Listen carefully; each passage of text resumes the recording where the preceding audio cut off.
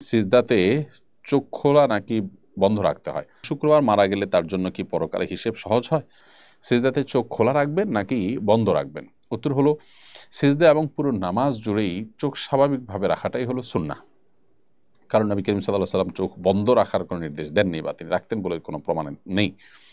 But কেউ যদি চোখ বন্ধ করলে তার মনোযোগটা একটু বেশি থাকে, তাহলে তার জন্য জায়েজ আছে। অতএব এটা সিজদা হোক আর দাঁড়ানো হোক, একই কথা প্রযোজ্য হবে। যে সিজদা গেলে আমি চোখ বন্ধ করলে খুব বেশি মনোযোগ হয়, ওকে, বন্ধ রাখতে পারেন আপনি। এটা মনোযোগ রাখার প্রয়োজন আপনি করতে পারেন, তবে এটাকে সিস্টেম বানানো, অর্থাৎ মনোযোগ রাখার ইস্যু না, ইস্যু হলো যে চোখ বন্ধ করে নামাজ পড়াটাকে উত্তম মনে করি আমরা। এরকম যদি হয় তাহলে এটা ভুল হবে, কারণ কোনো কোনো বর্ণনা ইয়াহুদিরা এটি করেন। হ্যাঁ, মনোযোগের প্রয়োজনে যদি হয় তাহলে সেটা তো ভিন্ন একটা যৌক্তিক কারণ, ভ্যালিড কারণ আছে, সেই কারণের ভিত্তিতে আপনি চোখ বন্ধ করে নামাজ পড়তে পারেন। শুক্রবার মারা গেলে তার জন্য কি পরকালে হিসেব সহজ হয়? শুক্রবারে যদি কেউ মারা যান তাহলে সেক্ষেত্রে কোরআন এবং সুন্নাহর আলোকে এই ব্যক্তির কবরের আযাব বা কবরের যে ফিতনা, পরীক্ষা, প্রশ্নোত্তরের মুখোমুখি, তা থেকে আল্লাহ তাআলা তাকে হেফাজত করেন। এটা তো আসলে কারোর হাতে না যে কে কোন দিন মারা যাবেন, কিন্তু এই সৌভাগ্য যদি কারোর অর্জন হয় তাহলে কবরের ফিতনা থেকে আল্লাহ তাআলা সাধারণত এরকম ব্যক্তিকে হেফাজতে রাখেন। সো জুমার দিন মারা গেলে এই সুফলটা পাওয়া যাবে, কিন্তু এর মানে এই না যে পরকালে হিসেব সহজ হওয়ার কথা বলা হয়েছে। হ্যাঁ, এটা ঠিক যে কারো যদি কবরের ফিতনা, কবরের পরীক্ষা থেকে আল্লাহ তাআলা মুক্ত রাখেন, আশা করা যায় যে পরবর্তীতেও আল্লাহ তাআলা তার জন্য বিষয়গুলোকে সহজ করবেন। আবার এই বিষয়টি যখন ইমানদার তাওহীদবাদী কোনো মুসলমানের ক্ষেত্রে হবে, তার জন্যই প্রযোজ্য হবে। একজন মানুষ যদি নিজে থেকে তিনি অমুসলিমই হন, তাহলে সেক্ষেত্রে মূলগতভাবে অমুসলিম হলে এরকম ব্যক্তি শুক্রবারে মারা গেলেন কি শনিবারে মারা গেলেন, এটা আসলে কোনো ম্যাটার করবে না। বিধায় জুমার দিন মারা গেলে তাদের কবরের যে ফিতনা সেটা হবে না, বা কবরের যে পরীক্ষা সেটা থেকে তারা মুক্ত থাকবেন ইনশাআল্লাহ তাআলা। মা নিজে মেয়ে পছন্দ করে আমাকে বিয়ে করিয়েছেন, এখন তাদের মাঝে দ্বন্দ্বের কারণে স্ত্রীকে তালাক দিতে বলছেন তিনি। তাদের বুঝিয়েও কোনো কাজ হয়নি, এমত অবস্থায় ঝগড়া মিটাতে মায়ের বিরুদ্ধে গিয়ে স্ত্রীকে নিয়ে শহরে চলে এলে কি আমার গুনাহ হবে? দেখুন, মা এবং আপনার স্ত্রী, আপনার মা আপনার স্ত্রীর মধ্যে যদি বোঝাপড়ার গরমিল হয় এবং তাদের মধ্যে যদি মনোমালিন্য হয়, মতপার্থক্য হয়, তাহলে সেক্ষেত্রে সেটাকে মিটমাট করার জন্য আপনি চেষ্টা করবেন, আপ্রাণ চেষ্টা করুন। আপনার মাকে বোঝাবেন, আপনার স্ত্রীকে বোঝাবেন, দুই পক্ষকে এক করার চেষ্টা করবেন এবং তাদের মধ্যকার যে টানাপোড়েন আছে সেটাকে বন্ধ করার জন্য আপনি মাঝখানে থেকে আপ্রাণ চেষ্টা করবেন। এরপরও যদি তাদের মধ্যে আপনি কোনো মিটমাট করতে না পারেন, বরং একসাথে থাকতে গেলে আপনাদের মধ্যে ঝামেলা তৈরি হবে মনে হয়, আপনাদের মধ্যে আপনার স্ত্রী এবং আপনার মায়ের মধ্যে বোঝাপড়ার গরমিল হবে বলে মনে হয়, তাহলে সেক্ষেত্রে আপনি অবশ্যই আলাদা থাকার বন্দোবস্ত করতে পারেন। কিন্তু সেক্ষেত্রেও মায়ের কনসার্ন নেবেন, মায়ের মতামত নেবেন, তিনি যেন ভুল না বুঝেন, কৌশলে তাকে আপনি কনভিন্স করার চেষ্টা করবেন। কারণ আল্লাহর অবাধ্য হয়ে যাওয়ার আশঙ্কা থাকলে, গুনাহে লিপ্ত হয়ে যাওয়ার আশঙ্কা থাকলে অবশ্যই আপনি আলাদা হওয়ার সুযোগ আছে। বৈষম্য বিরোধী আন্দোলনের সময় পুলিশ একসাথে অনেকগুলো লাশ পুড়িয়ে দিয়েছেন, এ ধরনের নির্বিচার হত্যাপূর্বক লাশ পুড়িয়ে দেওয়ার শাস্তি কী হওয়া উচিত? এ ধরনের অপরাধের শাস্তি বিষয়ে ইসলামের ভাষ্য কী? দেখুন, মানুষের হত্যা পর আবার লাশ পুড়িয়ে ফেলানো, এটাকে ফাসাদ ফিল আরদের আওতায় ফেলানো যায় কিনা, এটা ইসলামী শরিয়ার যারা দায়িত্বশীল আছেন, ইসলামী শরিয়ার বিচারিক দায়িত্বে যারা থাকেন, তারা নিরূপণ করবেন, তারা ঠিক করবেন। অর্থাৎ এটি ইসলামী শরিয়ার যে আদালত, সে আদালতে বিবেচ্য বিষয়। এটা হত্যা হিসাবে তো হত্যার বিনিময়ে হত্যা তো হবেই, ইসলামী শরিয়ার দৃষ্টিকোণ থেকে এই হত্যাকাণ্ডের সাথে যারা জড়িত তাদের তো মৃত্যুদণ্ড হবে, এটা তো নিশ্চিত যদি এটা প্রমাণিত হয়।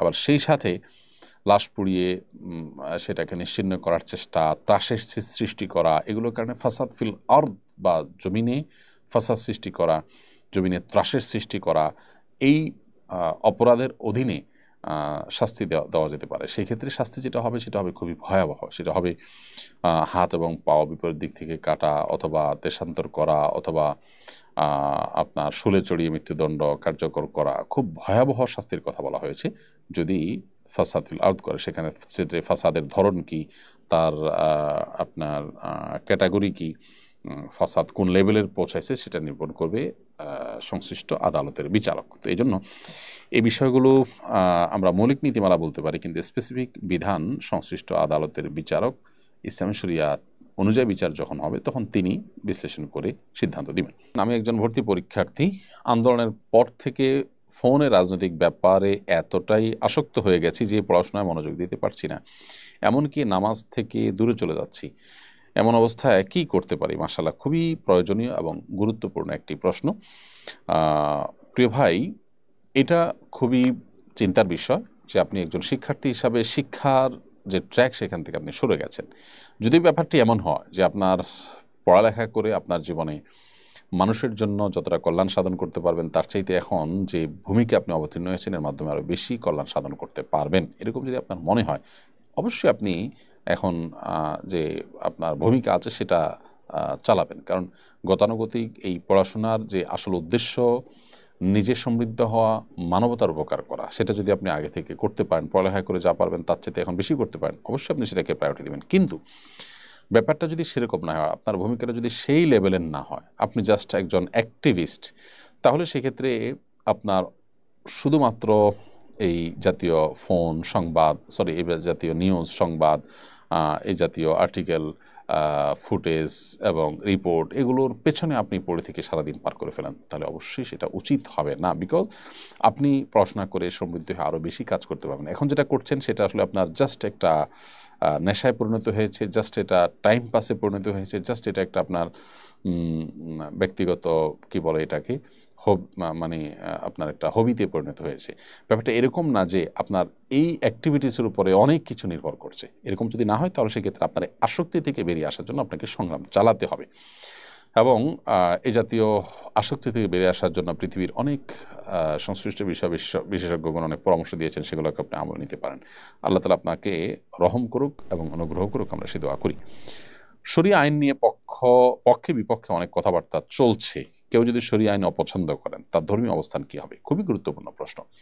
শরিয়া আইনকে যদি কেউ অপছন্দ করেন, কেউ যদি বলেন যে না, শরিয়া আইন আমি চাই না, শরিয়া আইন আমি অপছন্দ করি, তাহলে তিনি সাথে সাথে ইসলাম থেকে খারিজ হয়ে যাবেন। কারণ শরিয়া আইন মানে হলো কোরআন এবং সুন্নাহর ডিসিশন। এটাকে যদি আপনি অমান্য করেন তাহলে সেক্ষেত্রে আপনি আল্লাহদ্রোহী হলেন, কোরআন হাদিসের বিরুদ্ধে বিদ্রোহ করলেন। যেটা আপনার অন্তরে যে অবস্থান করছে ঈমান, আপনি যে ঈমানের দাবিদার, সেই দাবি থেকে আপনি সরে আসার নামান্তর। অর্থাৎ আপনি একটা রাষ্ট্রকে স্বীকার করার কথা বলেন, কিন্তু সে রাষ্ট্রের স্বাধীনতা, সংবিধান, সে রাষ্ট্রের কোনো কিছু আপনি মানেন না, সীমানা কিছুই মানেন না। তাহলে সেক্ষেত্রে এই বিষয়টা যেরকম রাষ্ট্রদ্রোহ হিসাবে দেখা হয়, ঠিক একইভাবে শরিয়ার আইন নিয়ে পক্ষে বিপক্ষে কথা চলছে, এই সময় যদি আপনি বলেন যে আমি শরিয়া আইন চাই না বা শরিয়া আইন দরকার না বা আমি এটার পক্ষে না, তাহলে সেক্ষেত্রে আপনি অবশ্যই সাথে সাথে বেঈমান হয়ে যাবেন। হ্যাঁ, শরিয়া আইন নিয়ে যখন আলোচনা হয় তখন কেউ শরিয়ার পক্ষে বলছেন, আপনি মনে করছেন যে না, এভাবে শরিয়া কায়েম করা সম্ভব নয়, বা এভাবে নয় ওইভাবে হবে, বা এখন নয় তখন হবে, বা এইভাবে নয় আরও ধীরে আগাইতে হবে। অর্থাৎ আপনার শরিয়া আইনের ব্যাপারে আপনার কোনো আপত্তি নেই, আপনার সেটার ইমপ্লিমেন্ট নিয়ে ভিন্ন কথা আছে, আপত্তি আছে। সেটা যদি হয় তাহলে আপনি ইসলাম থেকে খারিজ হয়ে যাবেন না। কিন্তু সেটাও মনে রাখতে হবে যে আপনার নিয়তের মধ্যে যদি হয় শরিয়া আইনকে অ্যাভয়েড করা, তাহলে সেক্ষেত্রে আল্লাহর খাতে আপনি নিজেকে মুসলমান মনে করার কোনো কারণ থাকতে পারে না।